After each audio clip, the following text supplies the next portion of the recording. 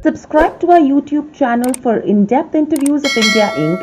and press the bell icon so that you do not miss our updates.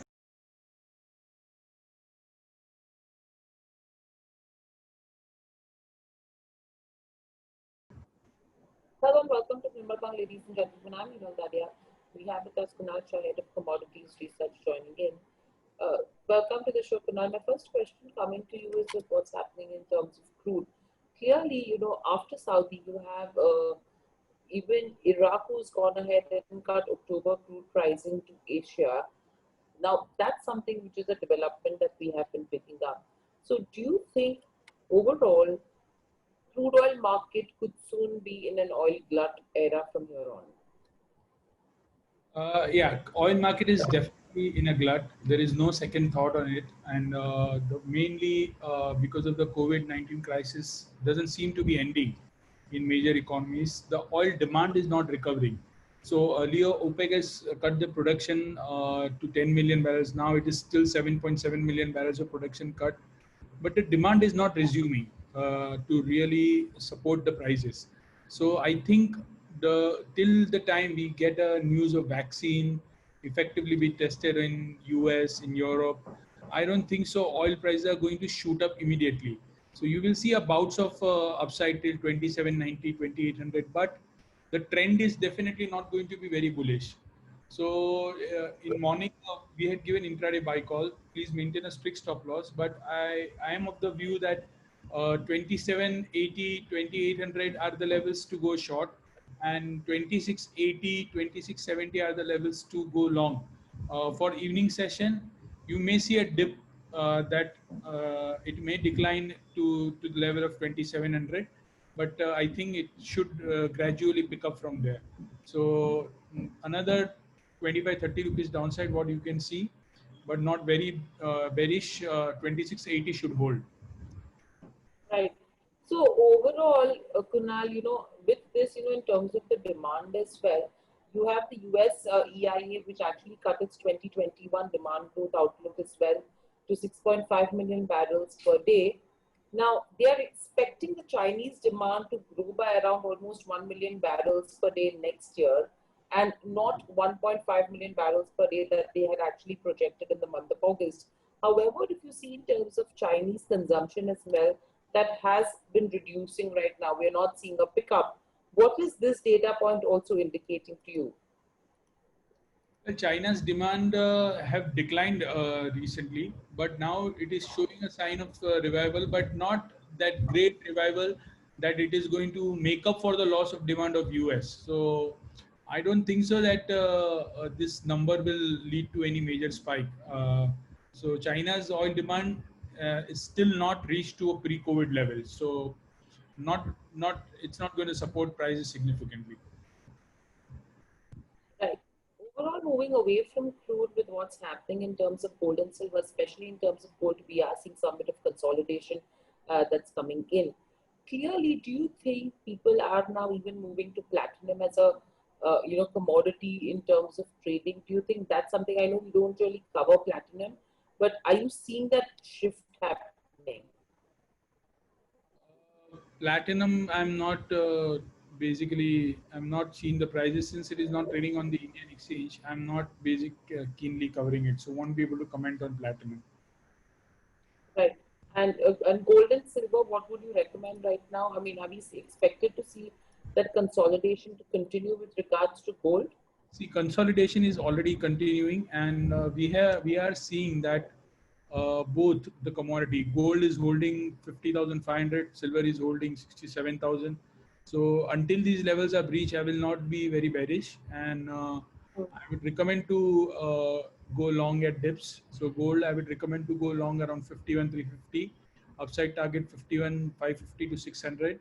Silver, I would recommend to go long at 68,000. Upside target should be pegged at 68,600, 650, and stop loss should be placed at 67,775. So both commodity, I'm expecting some bit of bargain buying to take place. Uh, the major trigger is going to come after the Wednesday FOMC meeting.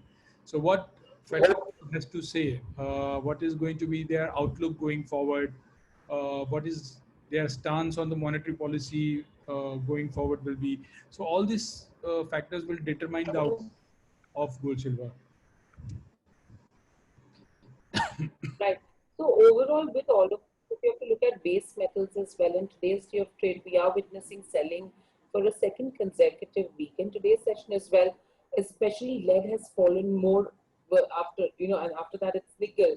Uh, Copper prices, if you go to see, it's again a pretty mixed trend that we have been picking up. What is the sense on that front? Because there is some bit of strength on the dollar sometimes. US China tensions as well as Brexit uncertainty, something which is weighing on industrial metals. How would you take this into consideration for base metals? So like I said, I'm not very bullish on base metals earlier from present levels, but the markets, even if gold, silver, base metals, all markets are trading in a very tight range, narrow range. So we've not seen a movement of 20 rupees in copper from last so many days.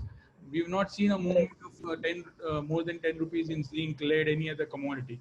So markets are basically range bound right now. So in range bound market, copper, one can go short around 527, 528, stop loss 532, and one can go long in copper at around 522, 520. So I think these are the tight range. 517 should hold. So for evening session, I will recommend to go long in copper around 520, 523, 522. 527, 528 book the profits, and even same with nickel 1110 one should go long. Profit one should book around 1125, 1128, and stop loss should be placed below 1100. Right. And overall, in terms of gold, there's a question coming in: which level to buy is the profitable level in the evening? Which commodity? Gold. Yeah, so there is a question, right? Which is the level to go long? I think around 51,300, because see, the problem here is that with the evening session, the volatility in all asset classes is very high. So a dollar index right now is trading at 93.15. Considering it is not significantly appreciating, I would recommend to go long around 51,300. I think that are good levels to go long, and you can definitely see gold testing around 51,550 to 51,600. Right. And another question is with regards to a natural gas goes. Can we see 120 to 130 again soon in terms of natural gas? Uh, Looks difficult, but I would say 166, 160 to 55 looks realistic. 120 looks difficult because remember, after 2 months, we are heading into the winter season in US.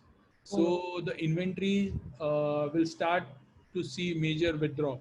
So I'm not expecting that price levels until oil crashes to $15, $20 again. Till then, I am expecting gradually natural gas prices will decline to 160 to 155, not more than that. Right. And overall, Kunal, what's your view on the dollar index as well? Because clearly, if you go to see, it's stuck in a range of almost 92.7 to 93.7. Uh, what is the sense that you pick up? Do you think it will further strengthen from here on? So basically, markets are waiting for some major trigger, either on the upside or the downside. So even for dollar index, it's the same. Gold, silver, copper, zinc, crude, everything. Crude has already break down. But apart from crude, most of the commodities and including index requires some major trigger. So it can, from where the trigger can come, either announcement of vaccine, that is one big trigger. In that case, dollar index should strengthen. Very bearish outlook from Federal Reserve in Wednesday's meeting. That can lead to basically sharp downside in the US dollar.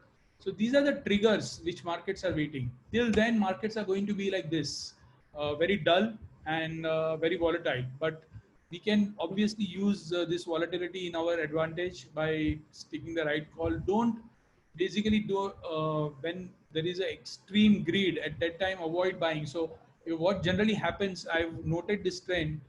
Right now, gold is trading at 51,400, and I'm giving somebody a buy recommendation.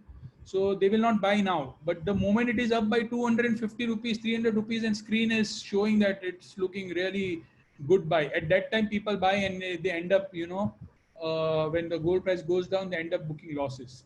So I think these are the time when the levels, the range, markets are in tight range. So whenever it declines, you buy to the levels which I have prescribed to, and you go short. If copper shoots up to around 529.30, you can take a chance of 3 rupees stop loss and definitely go short. So these are the market where you don't just follow the screen, you also follow and overcome your greed and fear and act on it.